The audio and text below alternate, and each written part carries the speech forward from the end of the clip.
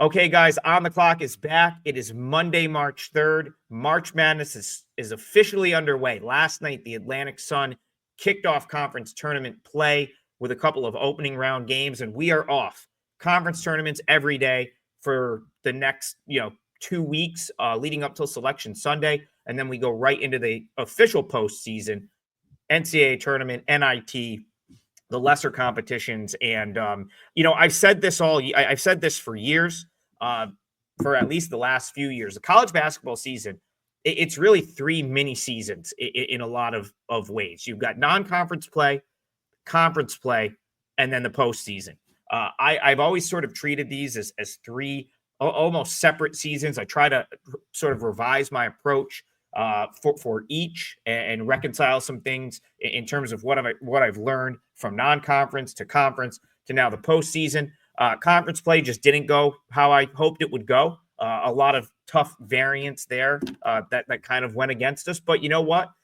We still have time to at least make up for it with a strong postseason. And so what I'm going to be doing on the clock and in most of my plays going forward is I'm targeting conference tournaments and NCAA postseason. So this week, you still got a lot of the big leagues finishing their regular seasons. Majority of stuff I'm going to probably fire is going to be in conference tournaments, and everything we talk about on the clock will be conference tournament related. So let's get right to it. We've got the Atlantic Sun quarterfinals tonight, and we're going to talk about 2 of these. So also, if you want specific games as part of this segment, this show, just fire in the comments whenever you see it. That's another thing I want to do on the clock. I may not limit myself to 3 games. I might go 4, might go 5, depends on what people want to hear about and what I have opinions on. So tonight we have the A10 quarterfinals, campus sites. That's the other thing. Know the format of your conference tournaments. Not all of these tournaments are the same, and they all have their little quirks, and you really want to be familiar with what those quirks are before you start betting these. We have the quarterfinals at campus sites in the Atlantic Sun tonight. The tournament opened last night with 2 neutral site games. We're actually not going to talk about either of those. I'm going to target. We're going to look at the other 2 because A, they're my biggest opinions, and B, they're the ones people asked about the most. So let's get right into it with a quarterfinal game from the Atlantic Sun between Florida Gulf Coast and Queens.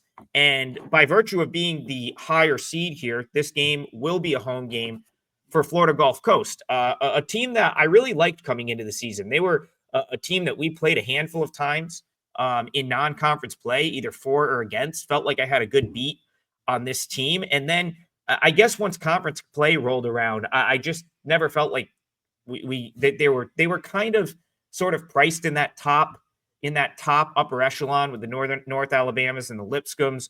But I don't know. They just went through a weird rut. Keyshawn Kellman was banged up for a little bit, and the team kind of got away from me or they got off my radar a little bit. But Florida Gulf Coast finished the season awesome. And a big part of that was Kellman. If you want to look at Keyshawn Kellman's last 4 games, all wins for Florida Gulf Coast. 15-12 against Jacksonville, 24-9 against Stetson. That's points and rebounds. 29-10 against North Florida, 20-2 against Bellarmine. So he looks very, very healthy, and he was in the mix coming into the season to be, arguably the best player in this league, if not one of them. So that's certainly something Florida Gulf Coast has going for them here. The other thing I think Florida Gulf Coast has going in their favor is they kind of figured Queens out from the first meeting to the second meeting. So 2 very different regular season meetings. Go back to early January, Florida Gulf Coast on the road in Charlotte gave up 92 points to this Queens team and got blown out. The second meeting, Florida Gulf Coast made the clear adjustments and really just changed the game completely. It was a 60-47 final on this floor. They were able to slow Queens down, which is what Florida Gulf Coast wants to do. And they turned Queens into a 3-point shooting team. And they went 5 for 26 and couldn't score at all, held to 47 points, which makes sense because Pat Chambers is a really good coach of interior defense. This is a guy that I've watched for years. Pat Chambers was the coach of Boston University way back in like the late 2010, 2007, 2008, 2009, when my sister was actually an athlete at BU. She played volleyball there. So I really followed those BU teams closely, followed him to Penn State. He's always someone I've always felt he's someone I really think is a fantastic coach. And for whatever reason, hasn't really gotten his Florida Gulf Coast teams to finish season strong in the past. Go back to last year when he was knocked out of this tournament by Queens. So, maybe a little revenge angle from there as well. I like Florida Gulf Coast here. I think the number's probably right at 4.5. Not enough value for me to play this one, but reasons really quickly that I like them. I think Kelman is the best player on the floor, and that does start to matter. That does start to matter in these postseason tournaments, in my opinion. He can take over the game. And then you've got the success Florida Gulf Coast had in the second meeting, knowing that if they can really kind of keep Queens on the perimeter and force them to take a bunch of jump shots, that's tough to win like that on the road. So I do lean to Florida Gulf Coast. That's an Atlantic Sun quarterfinal. And the second game we're going to talk about is another one of the 4 A-Sun campus site quarterfinal games tonight. That's going to be between Eastern Kentucky and Jacksonville. And you want to talk about revenge angles here. There's big time revenge in this one. So last year, Jacksonville knocked top seeded Eastern Kentucky out of this tournament on their home floor. They then beat Eastern Kentucky in both of the regular season meetings this year.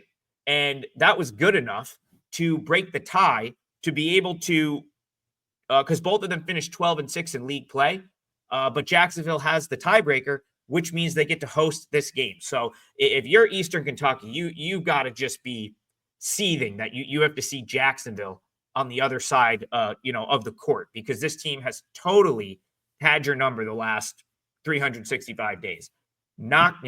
Ruins your March Madness hopes last year, and then comes out, wins both regular season meetings, and takes the tiebreaker to get this game at home to potentially ruin your season this year. So that's obviously something I think kind of, makes me lean toward the Eastern Kentucky side. The fact that there's huge, triple revenge. Eastern Kentucky will be absolutely beside themselves if their season ends to this Jacksonville team again. I think the key here is going to be to know the status of Stephon Payne, who's been out for the last 5 games for Jacksonville.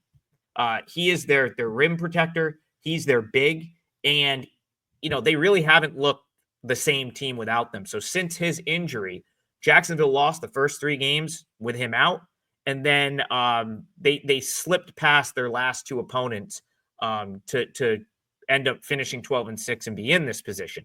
But he played the 2 games. I think he may have played 1 game and not played the other against Eastern Kentucky. Point is, this is not one. This is one that wasn't initially on my radar, but now I've got some interest because I was hearing rumors that Payne would be back. In which case, I'd probably leave this alone. If I can confirm Payne is out and not returning for this game for Jacksonville. Again, something I may or may not be able to do. I think I have to strongly consider taking 2.5 points or 3 points. I was hoping it would get to 3. I think it's 2.5. 3 might be my buy point for Eastern Kentucky. My gut just tells me they're going to get it done. My ratings, which I don't fully trust on most of the A-Sun. I don't bet a ton of A-Sun. There's really a couple of teams that I've had some involvement with in this league this year, like North Florida, who's now out of the tournament, and then Florida Gulf Coast being the other. My numbers lean toward Eastern Kentucky. So I'm going to be digging for this for injury info on Payne throughout the course of the day. So look for a late ad here, potentially a late ad on Eastern Kentucky if the number is still there. But otherwise, that's the way I would lean. That was one that was requested, and I just wanted to hit it on the show. It would be Eastern Kentucky plus 2.5 or pass. All right, I'm going to head to tomorrow because we've got three conference tournaments that are going to be going tomorrow. And, I may circle back and talk about this game tomorrow, but I figured I know I'm going to have an opinion here. So why don't we just get into it today? That way you might be able to beat a number when a line gets posted for this game, which will either be later tonight or in the morning. So this is going to be the Sun Belt opening round, another tournament with an insane format, a crazy ladder format.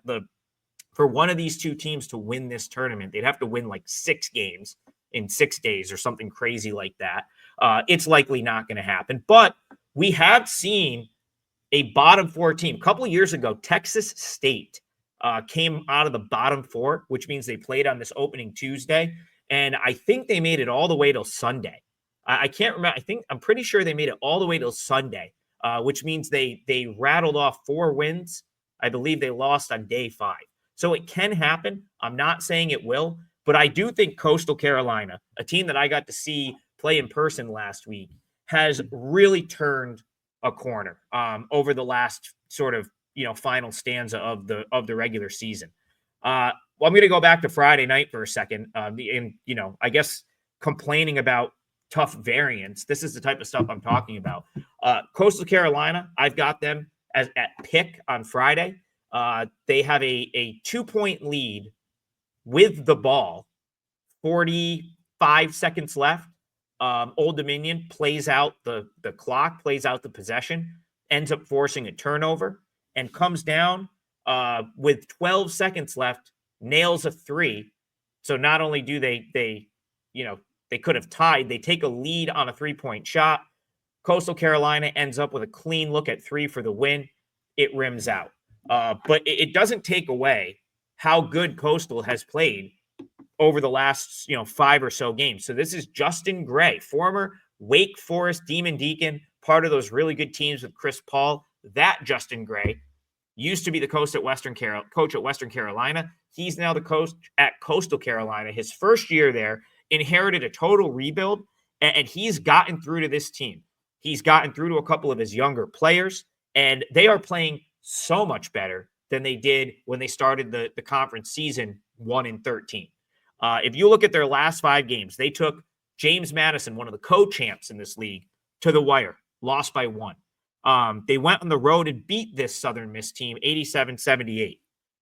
They played a really good first half on the road at a very good Troy team, ended up kind of fizzling out in the second half, but still really good half against Troy. The game I was at, they came back to beat Georgia State, probably arguably their most impressive performance of the season, and then get daggered at the buzzer in the finale in a game against Old Dominion, where Old Dominion shot under 30% and Coastal just a couple untimely turnovers to kill their chances in that game. I don't know what number we're going to get here, but on a neutral floor, I have the feeling Southern Miss is going to be a favorite. I'm hoping they're like -3.5 or -4 because I make this matchup closer to a pick. I can guarantee Southern Miss will be favored here. It's just going to be by how much that determines if I'm going to take a shot with Coastal Carolina or not. So that's one we'll circle back on for tomorrow's show. I'm leaning toward Coastal. I'm really hoping we get a couple possessions to work with. Maybe like 3.5, 4 would be fantastic. Because if that's the case, you will likely see me take Coastal Carolina plus the points tomorrow. And it's something that I'll bring up, most likely bring up on this show if I actually do lock that in and make it a client play. So 3 plays for tonight. 3 free picks, no client play locked in, but I do have one up on the site, 4% top rated best bet that goes later today. But that was Florida Gulf Coast -4.5, Eastern Kentucky +2.5, and then Coastal Carolina.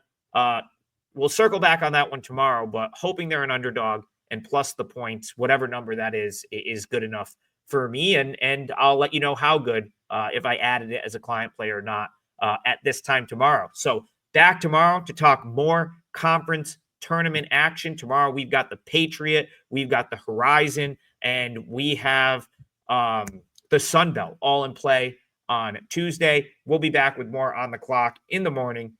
Cash all your tickets, and we'll talk to you guys on Tuesday.